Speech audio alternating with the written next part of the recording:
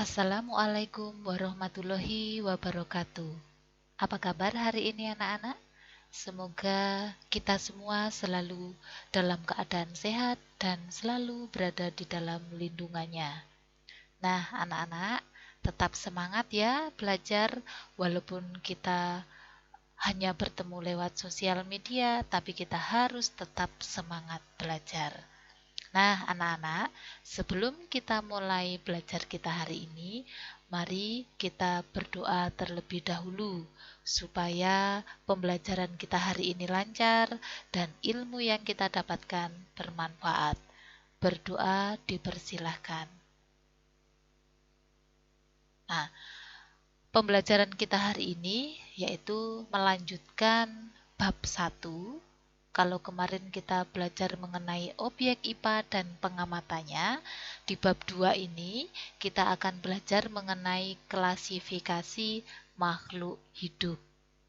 Adapun beberapa hal atau poin penting yang akan kita pelajari pada pertemuan kita hari ini adalah ciri-ciri benda di lingkungan di sekitar kita, kemudian cara mengklasifikasikan makhluk hidup dan pengklasifikasian makhluk hidup. Kompetensi dasar yang harus kita capai pada pembelajaran bab 2 ini adalah 1. Mengklasifikasikan makhluk hidup dan benda berdasarkan karakteristik yang diamati. Kemudian yang kedua, menyajikan hasil pengklasifikasian makhluk hidup dan benda di lingkungan sekitar berdasarkan karakteristik yang diamati. Adapun tujuan pembelajaran kita hari ini, yang pertama, peserta didik dapat menjelaskan perbedaan makhluk hidup dan benda tak hidup. Yang kedua, peserta didik melakukan pengamatan terhadap makhluk hidup dan benda tak hidup.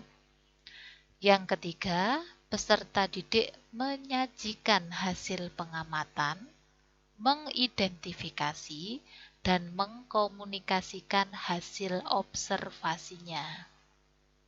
Nah, sebelum kita lebih jauh membahas tentang materi, perhatikan kalian nanti akan mengerjakan lembar kerja yang pertama, yaitu bagaimanakah ciri hidup dan tidak hidup. Kalian nanti cukup menuliskan tabel atau mengisi tabel yang sudah tersedia di sini. Kalian amati di sini ada gambar mobil. Kemudian ada gambar akuarium yang berisi ikan. Kita fokus pada ikan. Kemudian ada gambar kucing. Nah, ikan dan kucing merupakan benda hidup. Sedangkan mobil-mobilan ini merupakan benda mati.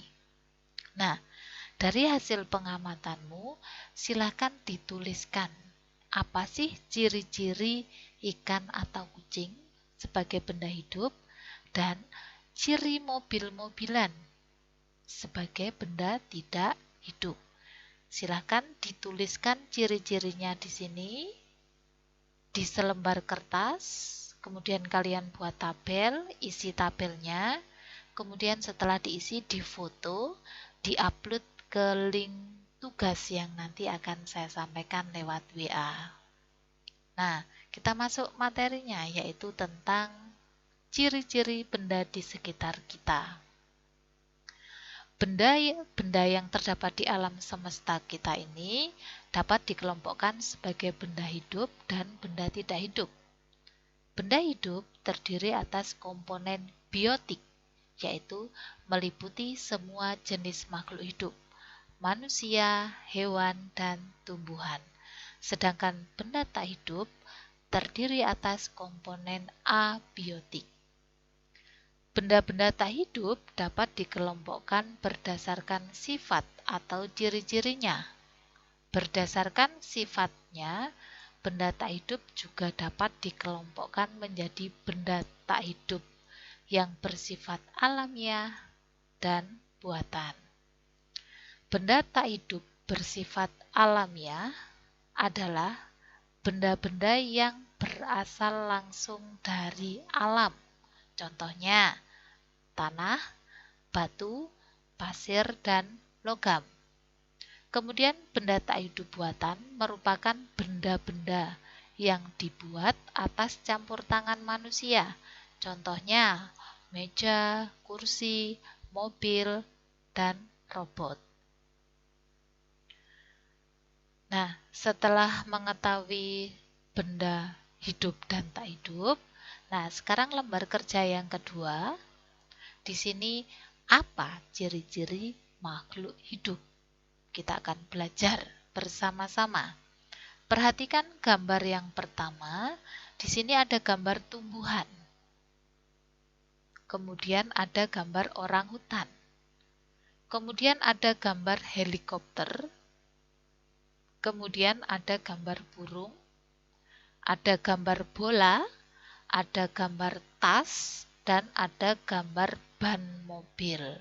Nah, dari sekian gambar yang kita amati bersama, nanti kalian bertugas untuk mengisi tabel yang sudah saya siapkan.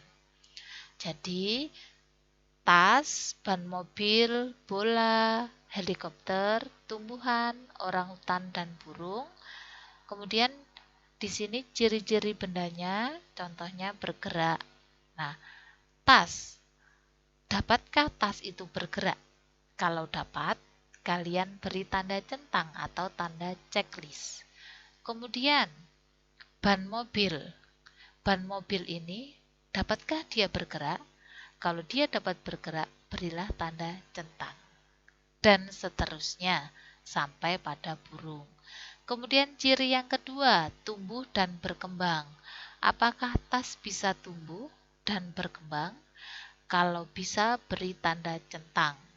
Kalau tidak bisa, dikosongi saja.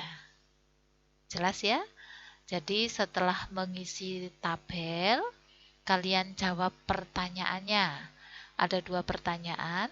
Yang pertama, dari hasil pengamatanmu, adakah benda yang mempunyai ciri-ciri yang sama? Kemudian yang kedua, tuliskan hasil kesimpulanmu dari hasil pengamatanmu. Nah, kita membahas yang berikutnya, yaitu ciri-ciri makhluk hidup. Ciri yang pertama adalah bergerak. Seperti di sini dicontohkan ada katak yang melompat. Jadi katak ini merupakan makhluk hidup yang bergerak dengan cara melompat. Kemudian peka terhadap rangsang. Perhatikan di situ ada gambar tumbuhan. Diberi rangsang berupa sentuhan.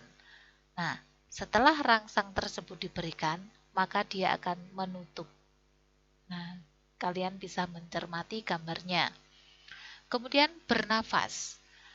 Manusia bernafas memerlukan oksigen, menghirup oksigen. Kemudian dia mengeluarkan gas karbon dioksida melalui alat pernafasan yaitu paru-paru. Untuk hewan, contohnya ikan. Ikan dia mempunyai alat pernafasan yang berbeda dengan manusia. Insang, ikan, alat pernafasannya berupa insang. Kemudian beradaptasi atau menyesuaikan diri dengan lingkungan. Yang kelima, memerlukan makanan sebagai asupan nutrisi yang diperlukan oleh seluruh makhluk hidup, baik manusia, hewan, ataupun tumbuhan.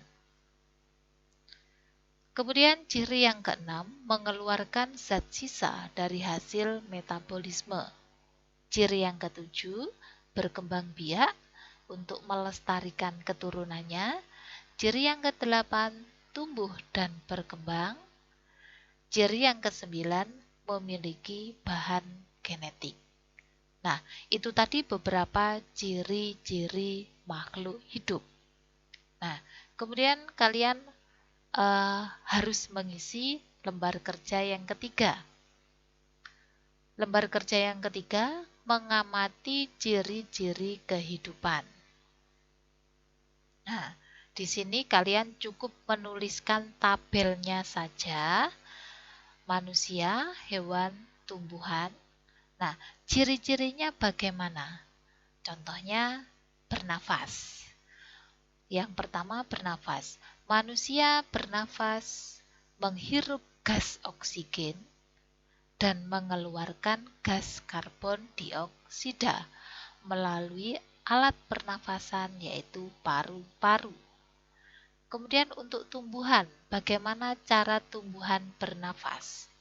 Kemudian hewan, bagaimana cara hewan bernafas? Silakan dituliskan di tabelnya. Kemudian ciri yang kedua, misalnya memerlukan makan. Manusia memerlukan makan. Kemudian bagaimana cara manusia mendapatkan makan? Silakan ditulis di sini. Kemudian tumbuh-tumbuhan. Nah, contohnya tumbuhan memerlukan makan. Tumbuhan bisa mengolah makanan sendiri melalui proses yang disebut dengan fotosintesis. Nah, bagaimana dengan hewan? Dan seterusnya. Silakan tabelnya ini dilengkapi sesuai dengan ciri-ciri makhluk hidup yang tadi sudah kita bahas bersama. Jadi, silakan diisikan tabelnya. Nah, demikian tadi anak-anak, kita sudah membahas mengenai benda di sekitar kita, baik benda hidup ataupun benda tak hidup, serta ciri-ciri makhluk hidup. Nah, pertemuan nanti kita akan membahas tentang klasifikasi makhluk hidup. Nah, mudah-mudahan pembelajaran kita hari ini bermanfaat untuk kalian. Selama proses pandemi ini, jangan lupa tetap semangat belajar. Jaga kebersihan, rajin cuci tangan, kemudian pakai masker kalau kalian keluar rumah. Nah, kemudian untuk lembar kerja 1, 2, dan 3, nanti masing-masing difoto. Fotonya silakan diupload ke link tugas yang saya berikan lewat WA. Jadi jangan lupa mengisi absen dan pengumpulan tugas. Kemudian kalau ada pertanyaan, silahkan sampaikan melalui WhatsApp grup ya. Jadi silahkan di situ kalau ada pertanyaan dituliskan pertanyaannya apa. Tentunya dengan kalimat yang sopan. Demikian pembelajaran kita hari ini. Tetap semangat belajar. Saya akhiri. Wassalamualaikum warahmatullahi wabarakatuh.